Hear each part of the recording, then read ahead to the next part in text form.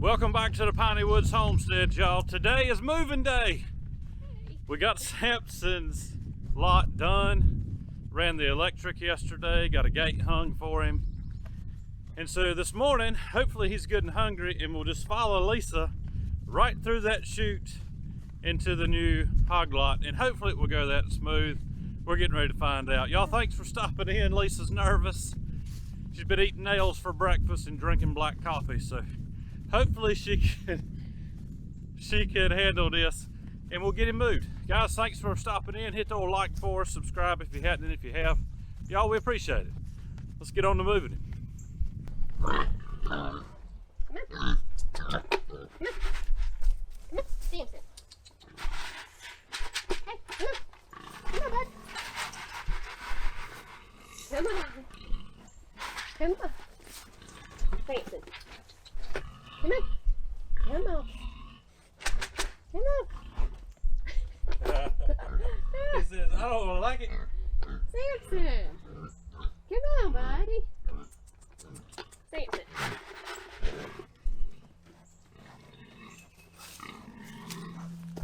Come on. Come on. Come on. Come on. Come on.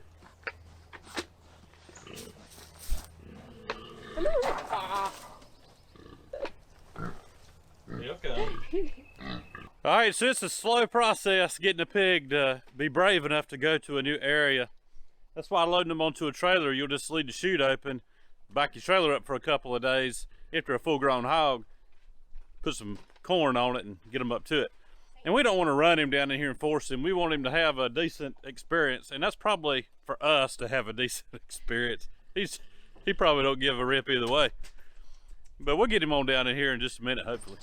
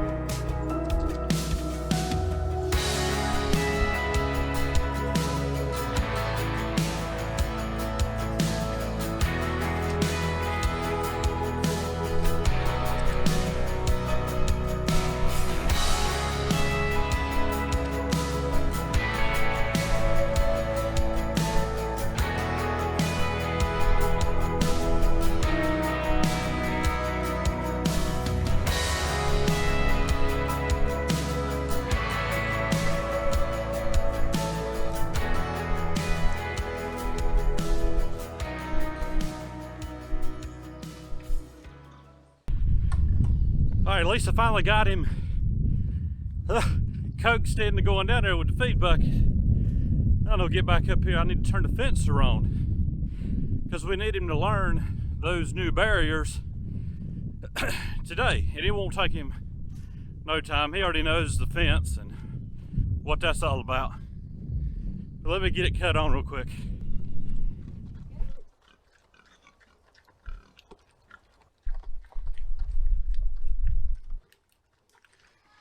Y'all, this has been 2 years in the making. Actually, more than that, probably about 3 years. But it's been 2 years because we traded a boar piglet off of Rosie and Warcry, a Hereford stud out of Indiana, for Sampson, who is a pure-blooded Hereford out of, I believe, Kinston area of North Carolina. And he's fitting in real good. He's 5 months old now. He's about as tall as Dixie. They've been kissing through the fence every day, and so I knew it was time to get them separated, because she'll be hitting her first heat here real soon, and I'm not 100% confident she hadn't already hit her first one. But he's going to have to learn this. He'll learn the fence all over again in here, y'all, because it's brand new. He's going to hit it. He's going to squeal. And it might be soon. Come over here to the water. Look right here. Look here. Look here.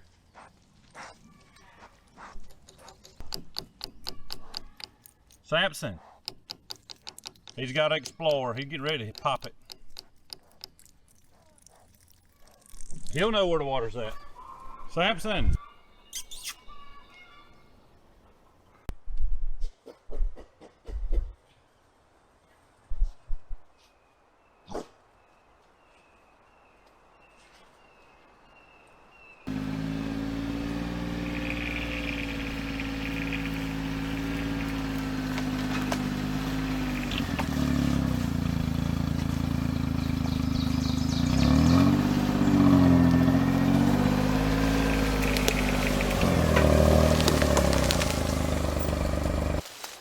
We brought some water down here last night and filled his bucket up about halfway.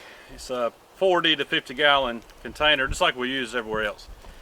But now we're going to go ahead and top that thing off, make it good and heavy so he can't throw it all over the place, because he was throwing that little one around in the farrowing barn and pushing 30 gallons of water up against the fence and shorting it out about every day. So we'll get that filled up.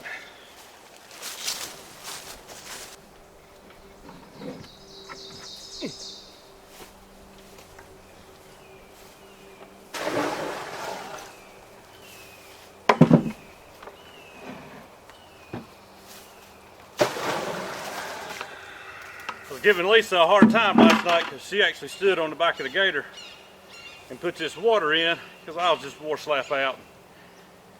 I told her it was my turn today to lift these heavy buckets.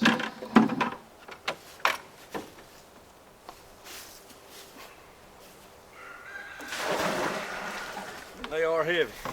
Well, it's so high, too. Yeah. I can take that top board down. And the older I get, probably gonna have to. More wore out I get.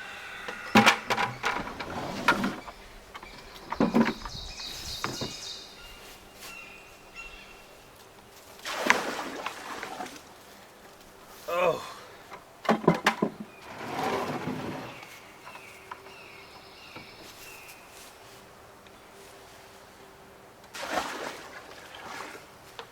All right, that thing held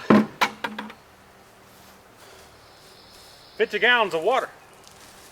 So he ain't gonna push that around, and we'll try to keep it topped off. We do all of them anyways. And the darker the barrel, the better, because the algae won't grow in it, at least not as easy. While Sampson's down there getting used to his new lot, Lisa and I are gonna get this bed behind me prepped for our green beans. We'll go in there and do a little pre-plant fertilizer, a little bit of forking of it, and then get a little bit of new Stay Green pot and mix out on it. Then we'll run some furrows and plant some green beans.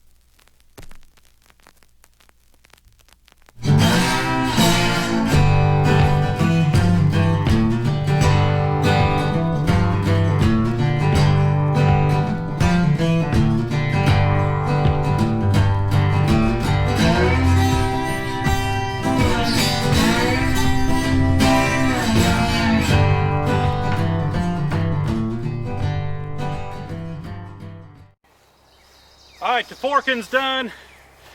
Now we'll get some of this potting soil on here, get it mixed in good. And y'all, this bed right here, made this bed about 3 years ago, I think. It is all metal. Roofing metal like we use on the regular beds. There's no wood in it. I use strong ties, and I use metal studs like you'd put in a commercial building.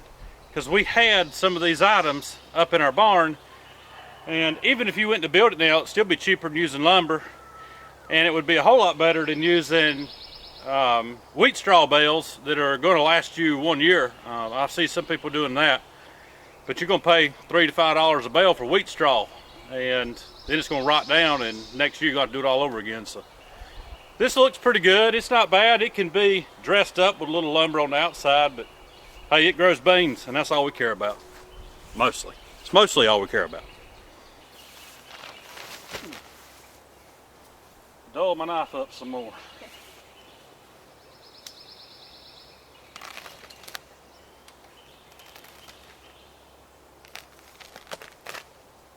There's your one.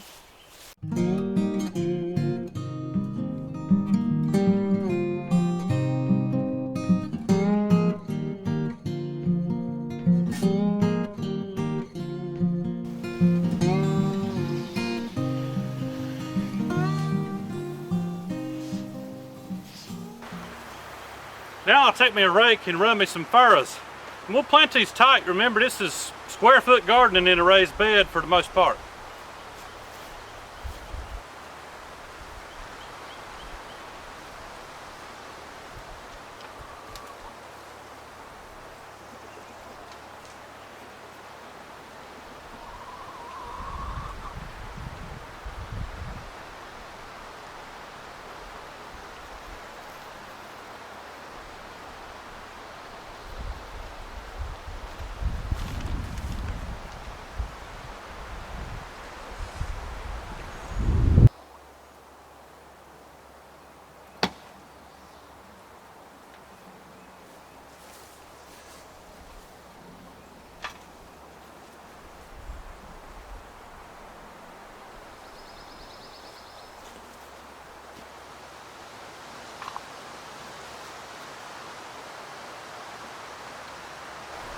Now y'all, this bed is really wide. It's really too wide for a raised bed.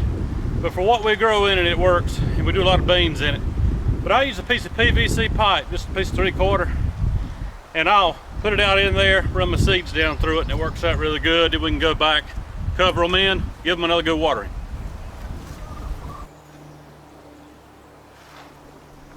Don't be stingy. In a raised bed, I do every 6 inches on these beans.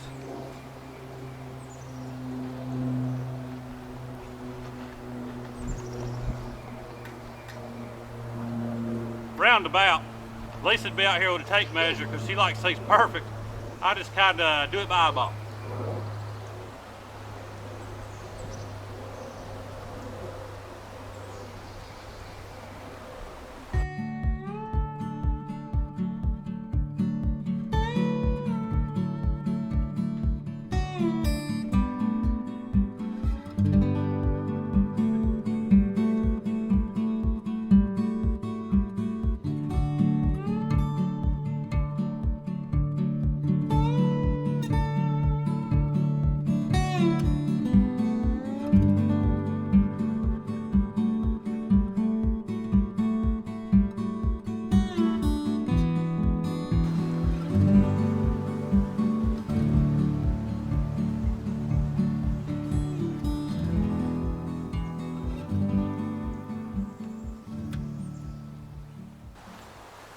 All right, now we just come back and cover them up, and they don't have to be covered deep, y'all. I've seen beans sprout right on top of the dirt, or the soil, whatever you want to call it.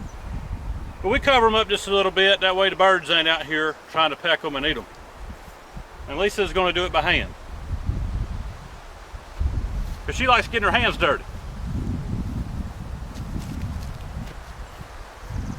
You get more like every series in here. Yep, that's how it is.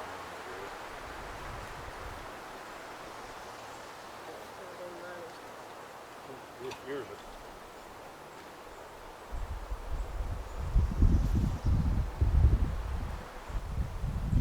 Now I get the rake to do the rest.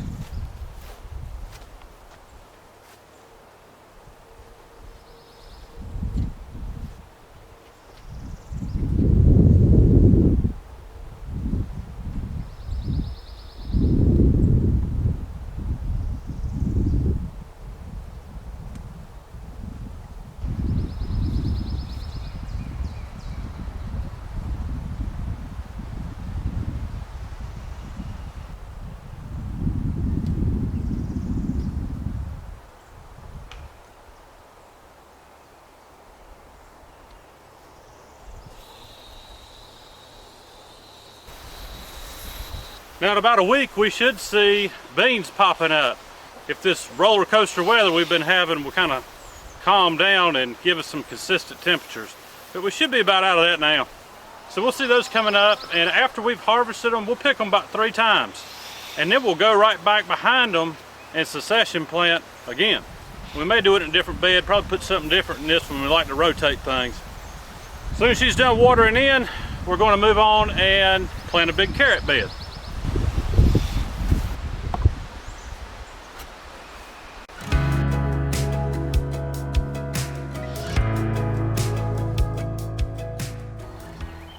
Had to have Lisa fork that bed. I told her there must be kryptonite in that dirt because I'm getting pretty weak out here. Oh, trying to kill me. All right.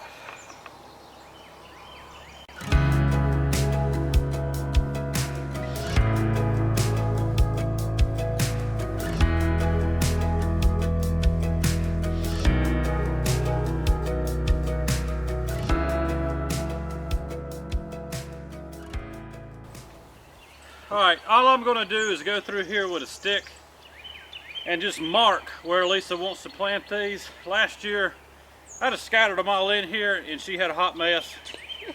Wait, I think I put $20 a seed in one of these beds, and you ain't got to do that. He did. Don't do We're going to do it. You say what? I said, yeah, you did. Don't do that. Made it harder on her, so I'm going to try to make it easier on her this year because I got to live with her.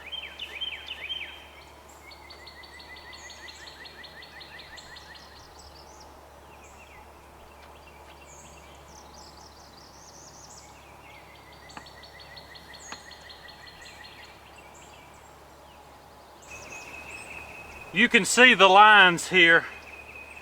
Everywhere I just made lines.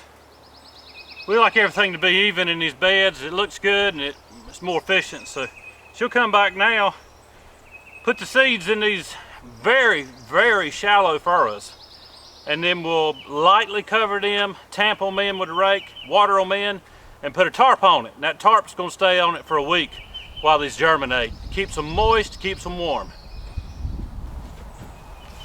And we like the Envy carrots from House Tools. They are a carrot that will do good in clay dirt, hard dirt, which is what we have on down up underneath the potting soil. And we've been really pleased with them.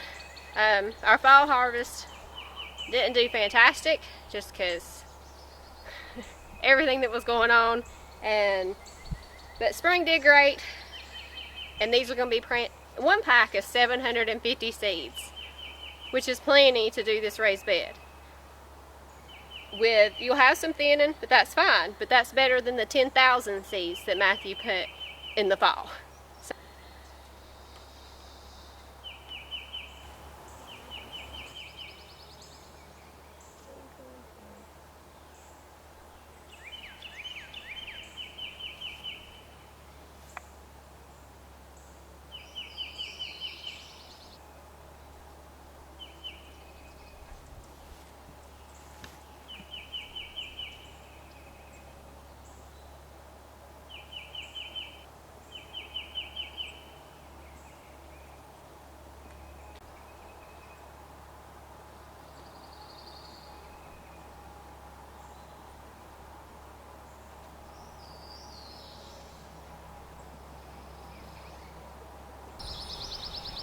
And now you just want to go through and just lightly cover the seeds and pack them in there. Carrot seeds are very small, so you want to make sure they get packed in good so that they don't all wash all to one corner or one side.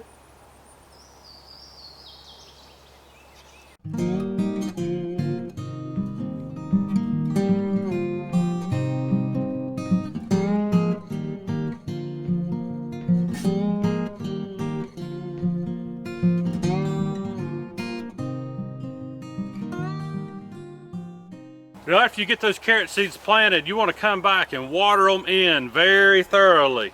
You're not going to flood them out. Remember, these raised beds, they drain really well.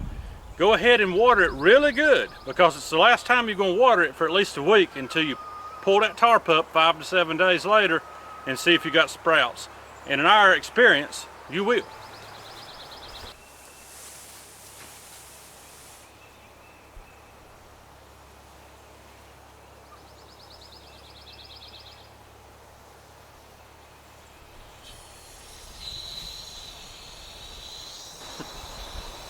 All right, y'all, we're gonna hurry up and get these tarps on because there's a storm coming in. I've already filled a few sprinkles and it ain't that I'm gonna melt, but the camera will.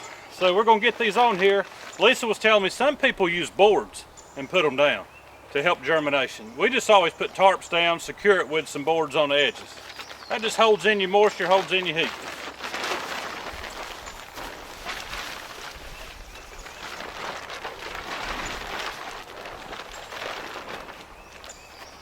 Tuck it down in there.